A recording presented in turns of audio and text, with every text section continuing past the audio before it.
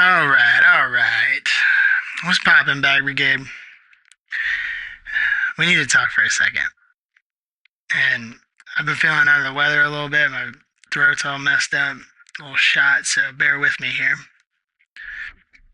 Um, yeah. So if I open up another Twitter post or X post and see another yen carry trade is ending post, I'm gonna lose my mind.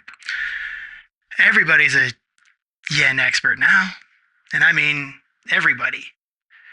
People who couldn't spell macroeconomics 6 months ago are suddenly acting like they've been trading FX since the Plaza Accord or something. Listen, I get it. Sounds dramatic. It's important. But most people are explaining it like a textbook, or worse, like a clickbait thumbnail. So today, I want to slow this down and talk about it realistically. Not end of the world talk, not nothing burger talk either, but what's actually happening and who's exposed. Why this is suddenly matters to the US markets, even if you've never touched FX. Because the real story here, it's not the yen. See, the real story is actually liquidity, leverage, and forced selling. A lot more goes into this, so stick with me. Got a lot to talk about. Bloomberg on the track.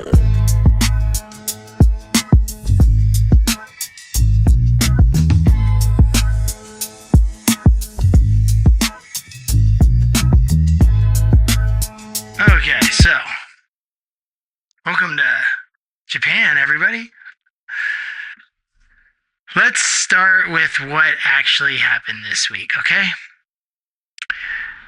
The Bank of Japan met. Rates stayed where they were.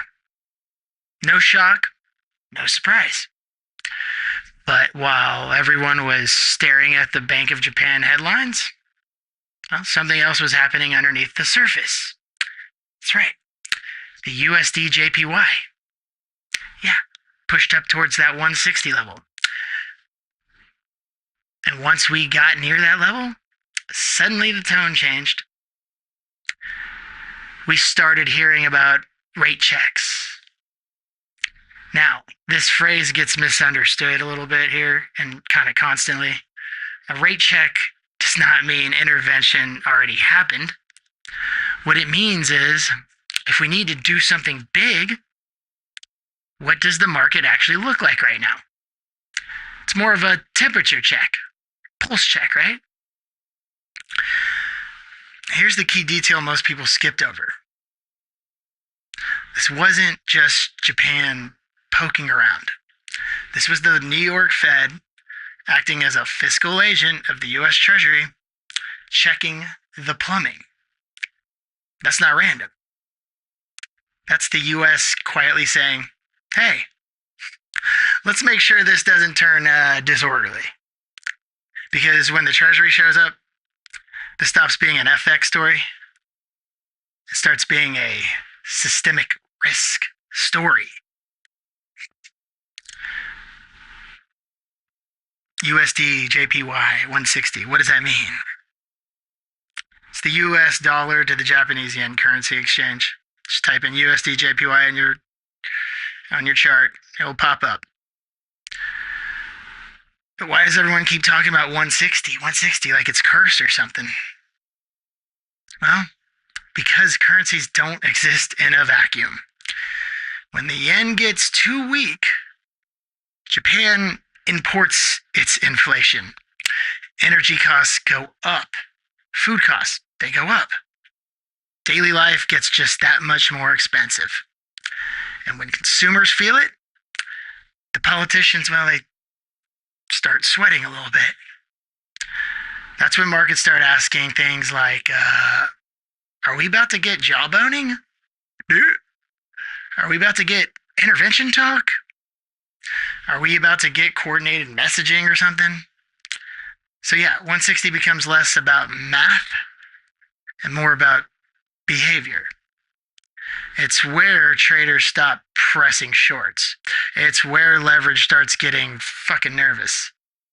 And it's where people stop being brave and start actually hedging. And that matters a lot when a trade is crowded. You dig? So let's talk about the carry trade, right? But not your boring academic version. Forget that textbook, because the carry trade is pretty simple. You borrow money where it's cheap, and you invest in it where returns are higher. Japan has been the cheapest funding source on the planet for decades. Near zero rates. Basically free money. So institutions borrow yen, convert it into dollars, and buy US assets. Treasuries, stocks, credit, real estate, crypto, Bitcoin, whatever. As long as the yen stays weak or stable, the trade works. But here's the part that most people will gloss over. This trade assumes stability, low volatility, predictable policy, no sudden currency moves. When that assumption breaks, that trade will break really fucking fast. Because if the yen strengthens, the cost of repaying that loan, it goes up. And if you're leveraged, which many of these traders are, you don't get time to think. You don't get that luxury. You get margin called.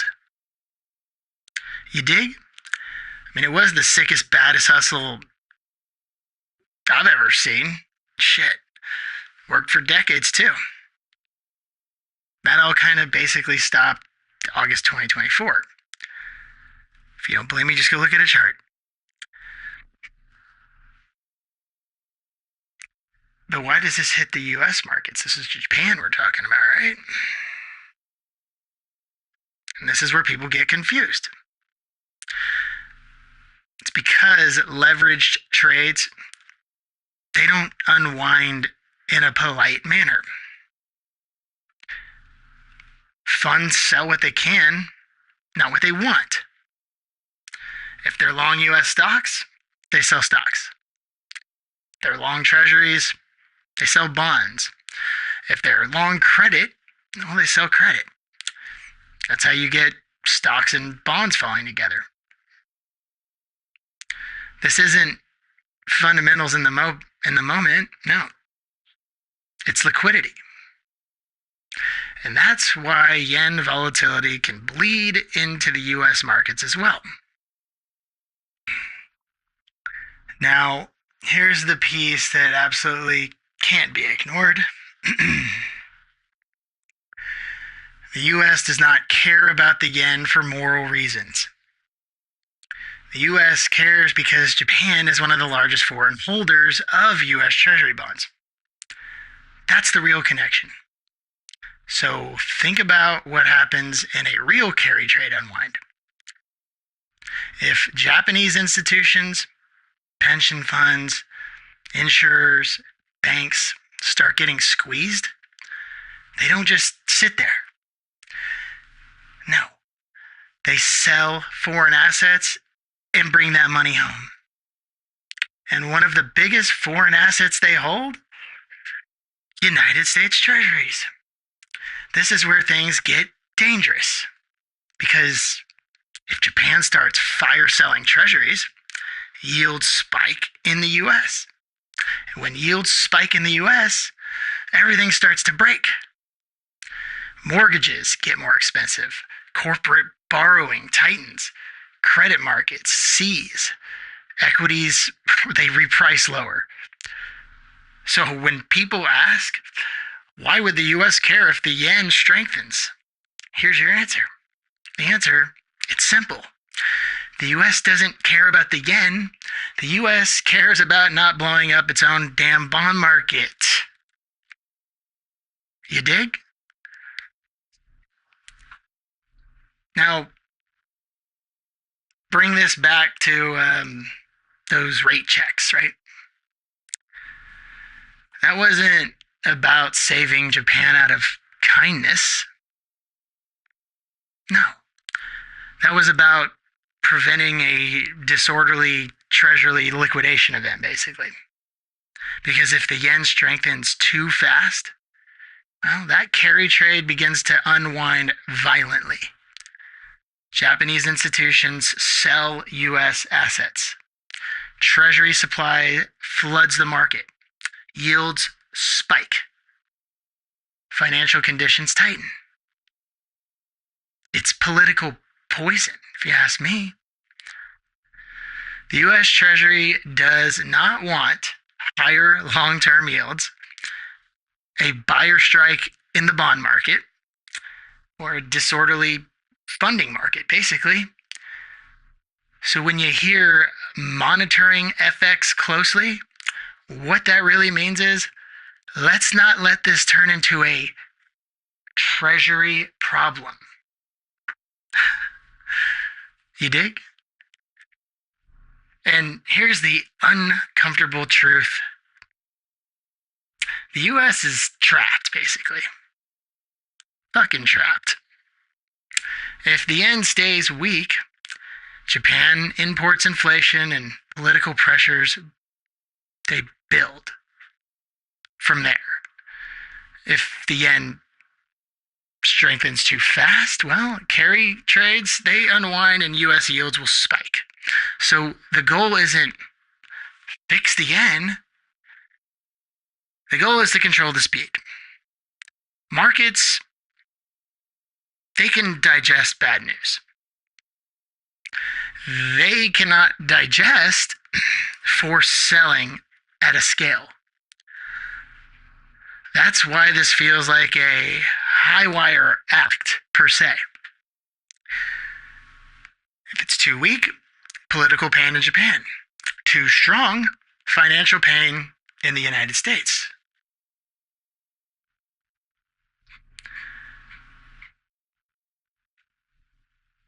And why does this even matter? If nothing crashes, right? Here's the part that I really want everyone to understand, because this is where most investors get tripped up.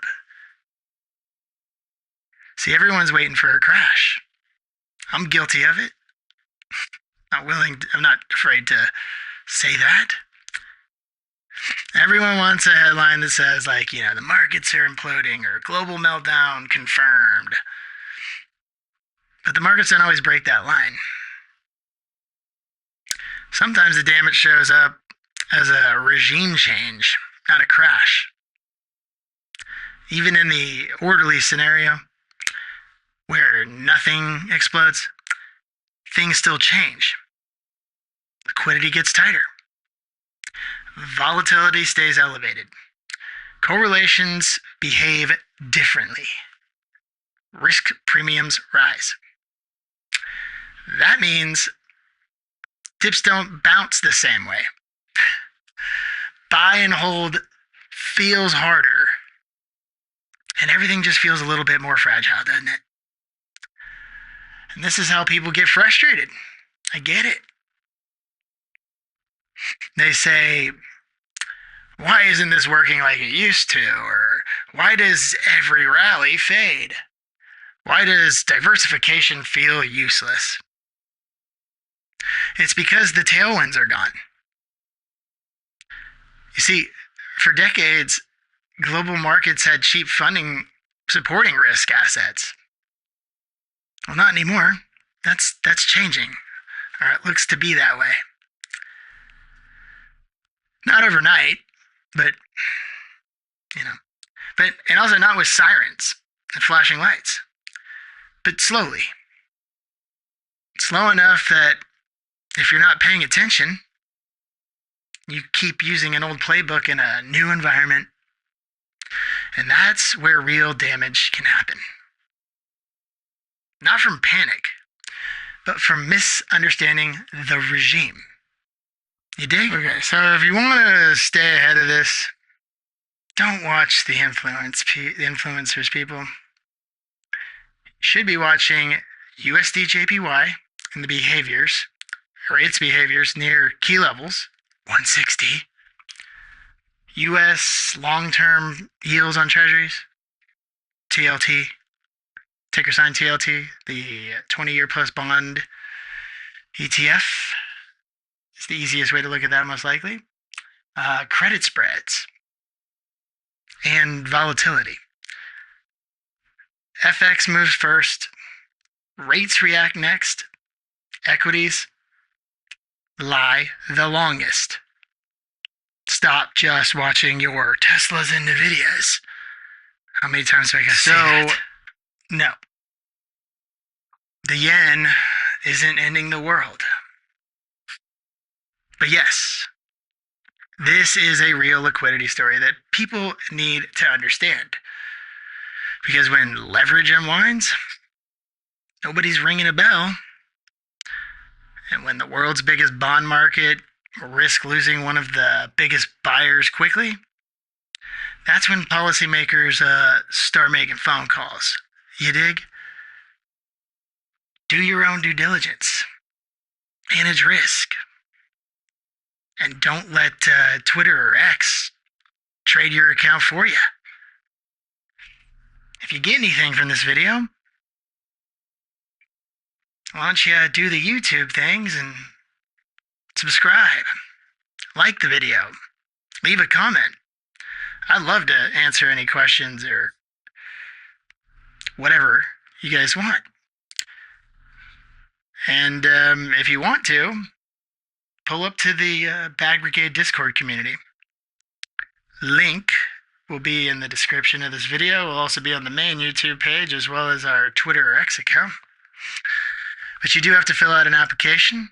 We don't charge anymore. It's just free, organically grown community of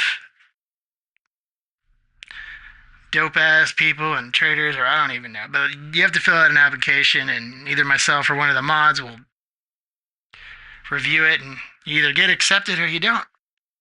And that's just the way it is.